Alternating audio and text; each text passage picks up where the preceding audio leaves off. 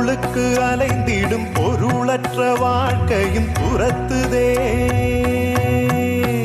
உன் அருள் அருள் அருள் என்று அலைகின்ற மனம் இன்று பிதற்றுதே.